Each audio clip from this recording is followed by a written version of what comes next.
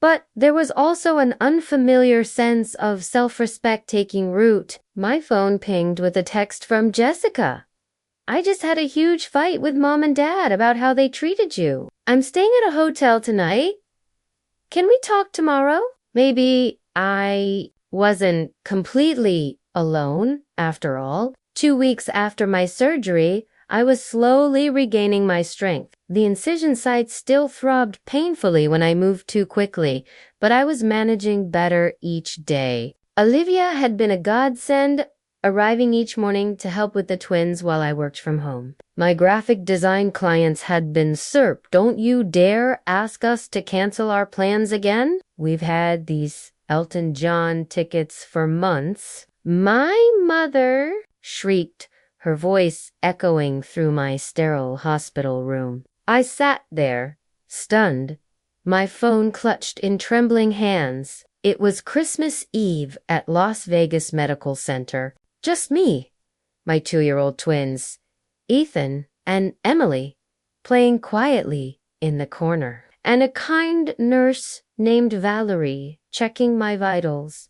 The pain in my abdomen was agonizing, like a knife twisting inside me. But the sheer indifference on my mother's face through the video call wounded me even more deeply. My name is Natasha Wilson. I'm 33 years old, and for as long as I can remember, I've been an afterthought in my own family. My younger sister, Jessica, the golden child, could do no wrong in my parents' eyes. Meanwhile, they couldn't even be bothered to watch their only grandchildren while I underwent emergency surgery for complications related to my husband's death 6 months prior. Doctors had discovered internal bleeding requiring immediate attention, but my parents' sole concern was their concert tickets and celebrating Christmas Eve with Jessica. When I finally pleaded for their help after exhausting every other option, my dad's reply cut deeper than any scalpel. You're becoming a real nuisance and a burden, Natasha. We're retired now. We deserve to enjoy our lives without your constant problems. I'd been financially supporting my parents since they took early retirement 3 years ago. Every single month, without fail, I sent them $2,500 to help with their mortgage and expenses. Even after James died, I continued, driven by love and a sense of duty, believing families should always support each other. How naive I was. As my tears silently stained the hospital blanket, Valerie gently squeezed my shoulder. My friend Olivia is a professional nanny who specializes in childhood trauma. Let me call her for you, she offered, her compassion a stark contrast to my parents' callousness. My twins were too young to grasp what was happening. They'd already lost their father in a car accident. Now, they might lose me too if the surgery went awry. The thought terrified me, but not as much as the prospect of leaving them with people who viewed them as burdens. In that moment, with pain searing through my body and disappointment crushing my spirit, I made my decision. Yes, please call her, I told Valerie. With those words, I began severing the toxic ties to the people who had raised me but never truly loved me. As I ended the call, a flood of memories washed over me. My childhood was a constant cycle of being overlooked while Jessica garnered all the attention. When I graduated college with honors, my parents barely acknowledged it because Jessica had been cast in a local commercial that same weekend. When I married James, they complained the wedding venue was too far from their home. Even when the twins were born, they visited only once, claiming the babies were too fussy for their liking. James had been my anchor through it all. He understood the sting of family disappointment, having been estranged from his own father for years, we'll build our own family.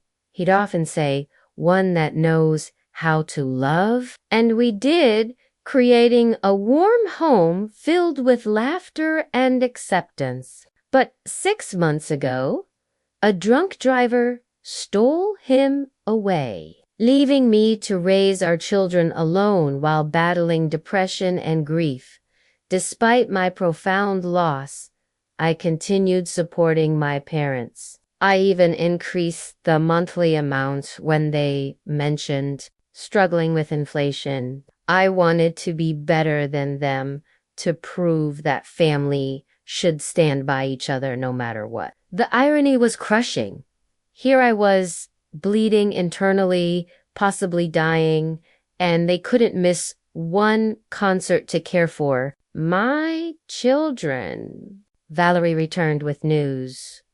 Her friend Olivia would arrive within the hour.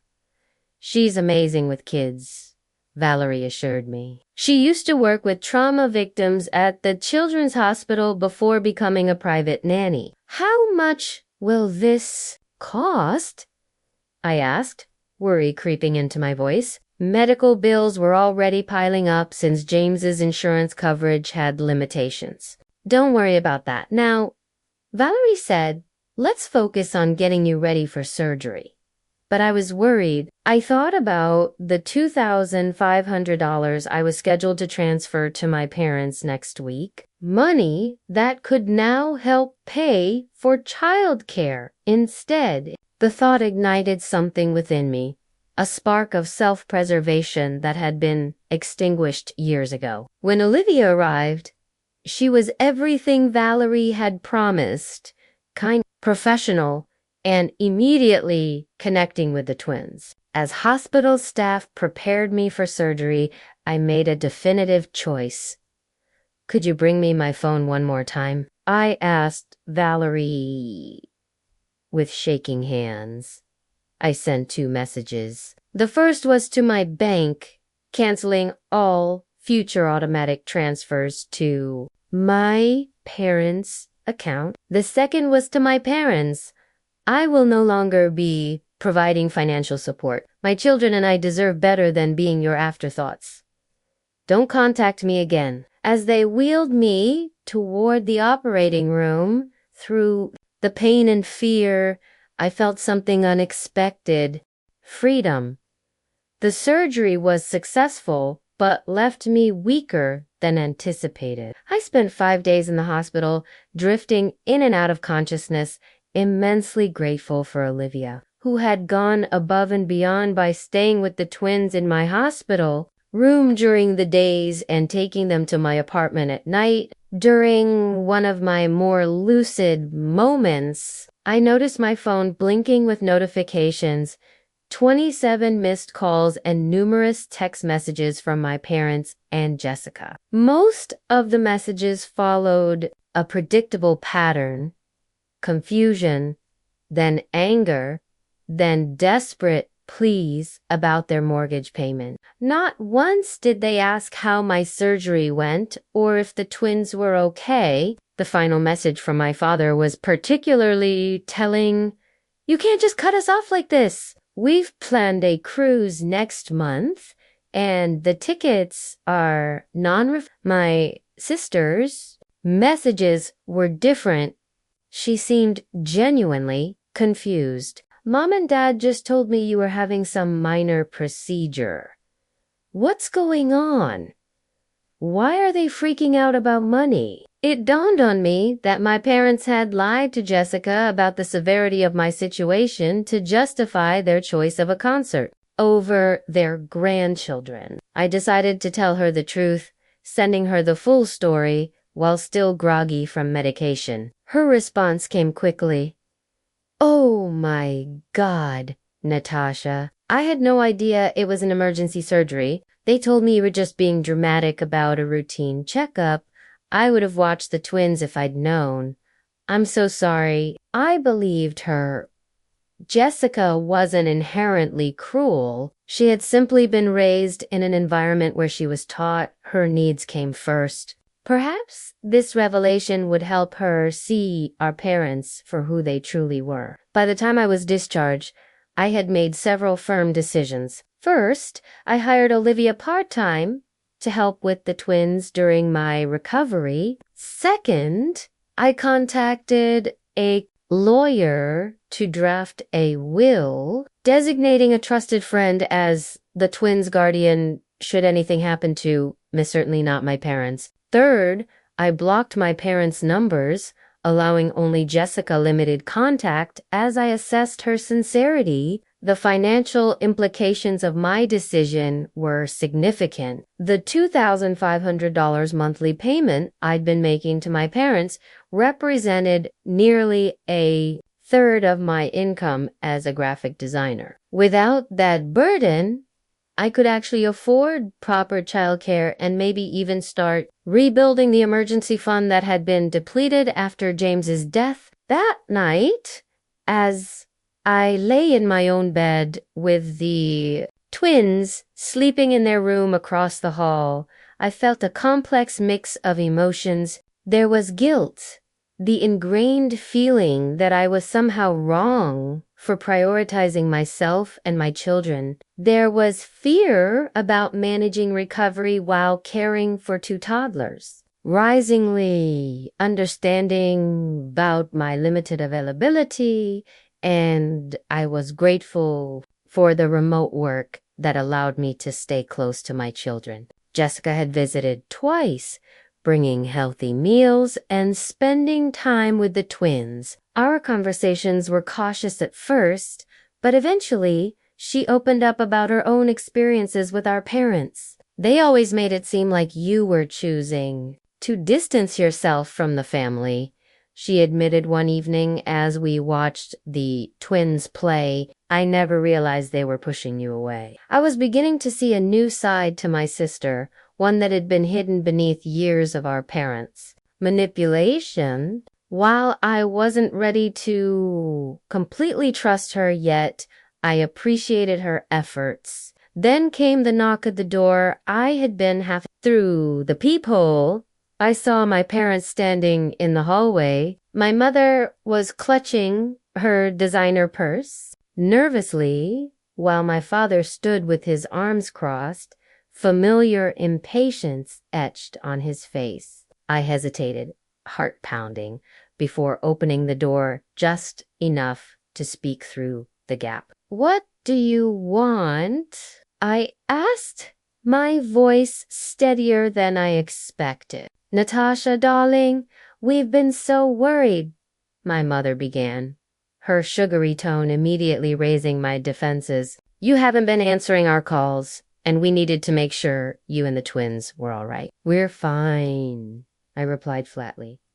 "Now, if that's all, it's not all," my father interrupted, pushing slightly against the door. "We need to discuss this ridiculous financial situation. The bank called about our mortgage payment, and we had to dip into our cruise savings to cover it. The audacity was breathtaking. No questions about my recovery, no concern for their grandchildren's demands about money. "I told you I'm cutting financial ties," I said. I meant it. "But, sweetie," my mother pleaded, her voice rising an octave, "we've come to depend on that money. Your father and I adjusted our lifestyle based on your commitment to help us." "My commitment?" I echoed in disbelief. "I've been sending money out of guilt and obligation while you couldn't even watch your grandchildren during my emergency surgery." My father's face darkened. "That's not fair, Natasha. We had plans more important than my children's safety, more important than my life," I replied, anger rising. "Do you know what the doctor said? There was a chance I might not survive that surgery. Did you even bother to ask?" Their silence was answer enough. "We made one mistake," my mother whispered dramatically. Are you really going to punish us like this? This isn't punishment, Mom. This is consequence, I said, feeling a strange calm overtake me. I've spent my entire life seeking your approval and support, and in my moment of greatest need, you chose Elton John tickets over helping me. We're your parents, my father interjected, his tone shifting to demand respect. And I'm a parent too, I countered. I would never treat Ethan and Emily the way you've treated me. Never. Just then, Emily toddled into view, clutching her stuffed giraffe. My mother instantly switched tactics.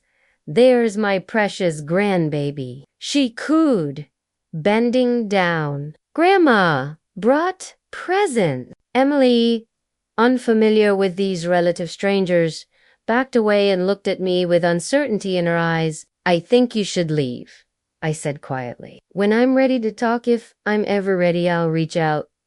But the money, ... My father started, is no longer your concern, I finished, gently closing the door. The next morning, my parents returned with reinforcements. My Aunt Patty, my mother's sister, who had always positioned herself as the family peacemaker. Natasha, honey, let's be reasonable, Aunt Patty pleaded from outside my door, which I had not opened. Your parents are struggling without your help. They managed their finances for decades before I started helping them, I replied through the door. They chose early retirement knowing their savings weren't adequate. My mother's voice broke in, we made those decisions because you promised to help us. We've had to cancel our cruise, and now we might lose the house. Their attempts at manipulation were so transparent now that I'd stepped back from the fog of guilt they'd surrounded me with for years. When had I ever promised lifetime support? I'd offered to help temporarily after their retirement, but somehow that had evolved into an expected permanent arrangement. Mom? Dad? I'm recovering from major surgery and caring for 2 toddlers. This conversation is over, I said firmly, before walking away from the door, ignoring their continued knocking and pleading. Later that day, I received a group email from my father addressed to the entire extended family, detailing how I had abandoned them in their time of need after they had sacrificed everything for me. The email conveniently omitted their refusal to help with the twins during my emergency surgery, instead painting me as an ungrateful daughter who had suddenly cut them off without reason. What they hadn't anticipated was the backlash. My cousin, Michael, who lived near my parents, replied to the group, Uncle Robert, didn't you just buy a new boat last month? And Aunt Diana, wasn't that a new diamond tennis bracelet you were showing off at Thanksgiving? Other family members chimed in, many privately messaging me to ask for the full story. Even Aunt Patty called me directly after learning. The truth? I had no idea about your surgery, she admitted. They told me you were just being dramatic about some routine procedure and using it to punish them financially. Meanwhile, Jessica had fully taken my side after witnessing our parents' behavior firsthand. She helped me craft a single factual response to the family email thread, simply stating, I recently underwent emergency surgery with a significant risk of complications. My parents refused to watch my children during this time because they had concert tickets. I am now focusing on my recovery and caring for my twins without additional stress. The support that followed was overwhelming. Cousin Michael's wife dropped off home-cooked meals. A second cousin I barely knew offered her services as a part-time babysitter, free of charge. Jessica started spending weekends at my apartment, getting to know her niece and nephew while helping me recuperate. Most surprisingly, Valerie from the hospital connected me with a support group for young widowed parents. Their first meeting was held via Zoom so I could participate from home, and for the first time since James died, I felt truly understood by people who had walked my path. My parents' financial situation, meanwhile, deteriorated quickly. They had indeed been living beyond their means, counting on my monthly contributions to maintain their lifestyle of travel and luxury purchases. Jessica discovered they had taken a second mortgage on their house a year ago to buy their boat, assuming I would continue subsidizing their primary mortgage indefinitely. "They've been lying to everyone," Jessica said, shocked, after helping them review their finances at their request. "They're not destitute. They're just overspent. They'd be fine if they sold the boats and vacation timeshare." Their increasingly desperate voicemails and texts continued, but with each passing day, their hold on me weakened. I was building something new from the ashes of their betrayal, a genuine support network based on mutual care rather than obligation. 1 month after my surgery, a major, unexpected twist occurred. My parents received a foreclosure notice. Jessica called to inform me, her voice a mix of concern and exasperation. "They're in complete panic mode," she explained. "The bank is giving them 60 days to catch up on payments or they'll lose the house." "What about their retirement funds?" I asked, bouncing Emily on my knee while Ethan napped. "Mostly depleted," she replied. "They spent a chunk on that boat, then invested the rest in some scheme Dad's golf buddy recommended. They lost almost everything." Jessica sighed. "I'm not saying you should help them, Natasha. I just thought you should know." Later that evening, I received desperate texts from both parents, now abandoning all pretense of concern for my well-being and openly begging for money. My mother's message was particularly revealing. "We never thought you'd actually cut us off. We assumed you were just angry and would start sending money again after a week or two." Their assumption that my boundaries weren't real infuriated me.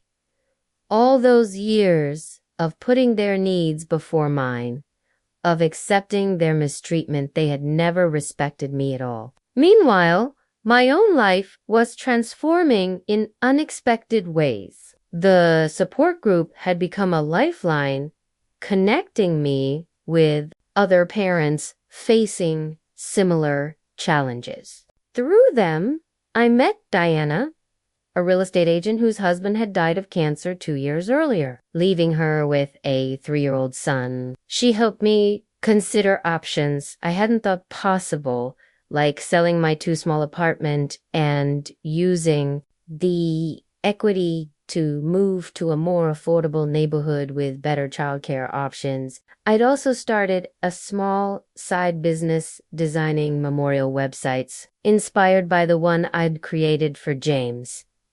Several members of my support group had commissioned sites, and word was spreading. For the first time since becoming a widow, I felt a sense of purpose beyond mere survival. The contrast between my growth and my parents' collapse became even more apparent when they showed up unannounced at my apartment again, this time with a detailed spreadsheet of their debts. "We need $14,000 to catch up on the mortgage and avoid foreclosure," my father explained, his usual authoritative tone now tinged with desperation. I invited them in, not out of obligation, but because I was curious to hear their perspective. Now that they were truly facing consequences, "What about selling the boat?" I asked, gesturing for them to sit at my small dining table. "We'd take a loss,"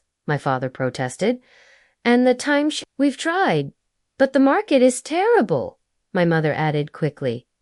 "Besides, Those are our retirement luxuries. I almost laughed at the absurdity. Luxuries you can't afford. We could afford them with your help. My father countered, his tone hardening. It's the least you could do after everything we've done for you. What exactly have you done for me? I asked quietly, the question hanging in the air like a challenge. The twins chose that moment to toddle into the room, Ethan clutching his favorite truck and Emily babbling happily. My parents' expressions softened instantly. There are our precious babies. My mother cooed, reaching for Emily, who promptly hid behind my legs. They don't know you. I stated simply, you've seen them, 3 times in their lives? You chose not to be involved? That's not fair, my father protested. We're busy people, too busy for your only grandchildren, too busy to help your daughter through emergency surgery, but not too busy to ask for money. I observed, I think that says everything about your priorities. My mother's face crumpled.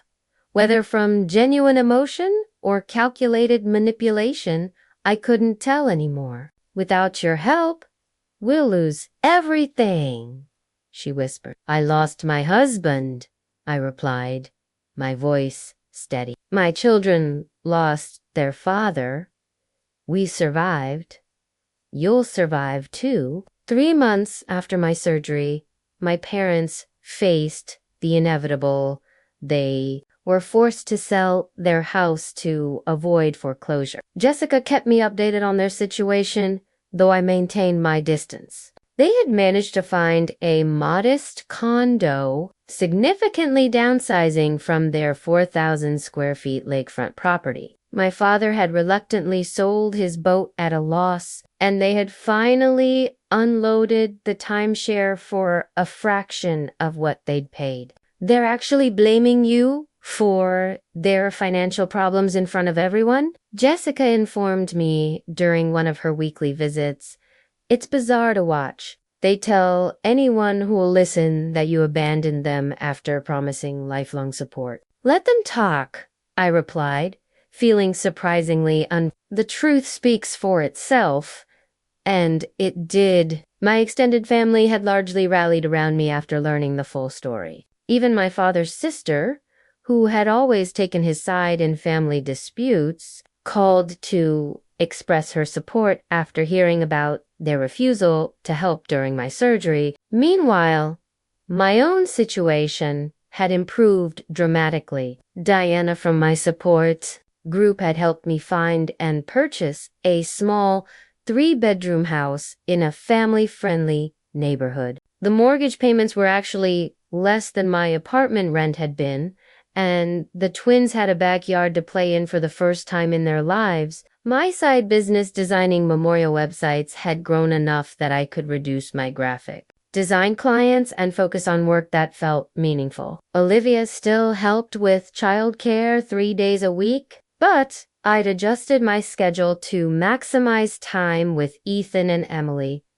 Most importantly, I'd found a community. Neighbors brought customers. When we moved in, the support group organized playdate. Jessica had become a genuine sister rather than a competitor for our parents' affection. Even Valerie from the hospital occasionally stopped by with her children. I had lost my husband and cut ties with my parents, yet somehow I felt less alone than ever before. 6 months after my surgery, I received a letter on actual handwritten letter from my mother. I almost threw it away unopened, but curiosity won out. Inside was something I'd never seen before, a genuine apology. I've had time to reflect on my behavior, she wrote. Watching you build a life without our help has forced me to confront some painful truths about myself as a mother. I was jealous of your independence,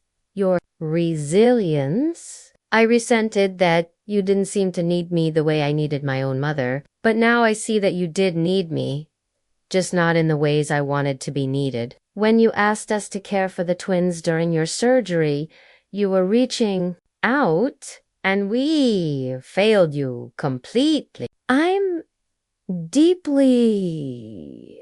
The letter continued, explaining how they had completely restructured their finances. My father had taken a part-time job at a local hardware store. They had sold most of their luxury items and were living modestly for the first time in decades. She didn't ask for money or even forgiveness, just acknowledgement of her apology. I showed the letter to Jessica, who was skeptical.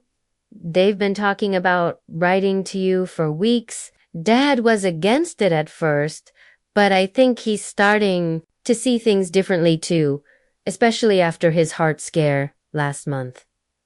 Heart scare? I asked, concerned despite myself. Just high blood pressure and chest pains, but it scared him. He's on medication now and actually following doctor's orders. Jessica explained, I think facing mortality has humbled him a bit. I wasn't ready to respond to the letter immediately. I needed time to process my feelings. Was this genuine remorse or another manipulation tactic? Had they truly changed, or were they simply adapting their strategy? That night, I looked at old family photos for the first time since cutting ties. Behind the smiling faces, I saw patterns I'd been blind to before. My parents had always been performers, playing the role of perfect parents while serving their own needs first. A year after my surgery, I finally agreed to meet my parents at a neutral location, a quiet cafe near my new home. When they arrived, I barely recognized them. My father seemed smaller somehow, his confident posture replaced by a humbler demeanor. My mother's designer clothes had been exchanged for simple, practical attire. The twins were with Jessica for the afternoon. I wasn't ready for a family reunion just yet. We sat in awkward silence until my father did something unprecedented. He cried. I've been a terrible father, he admitted, his voice breaking, and an even worse grandfather. I don't expect your forgiveness, but I want you to know that I see it.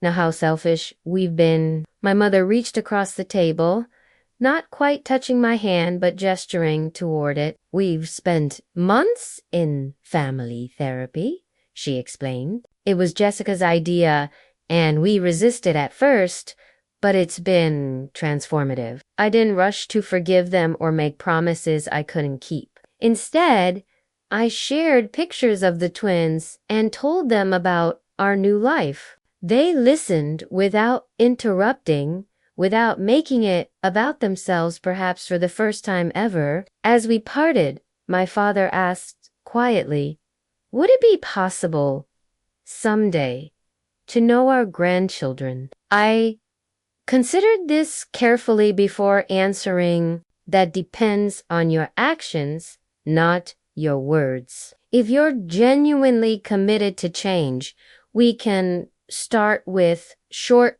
supervised visits. But understand this, my children will only have relationships with people who respect their mother walking away from that meeting. I felt neither the crushing weight of obligation nor the burning resentment that had defined our relationship for so long. Instead, I felt something new, the calm assurance of a woman who knew her worth, who had created boundaries and would enforce them without apology. Whether my parents could truly change remained to be seen, but I had already transformed. From a daughter desperate for approval into a mother fierce in her protection and clear in her expectations.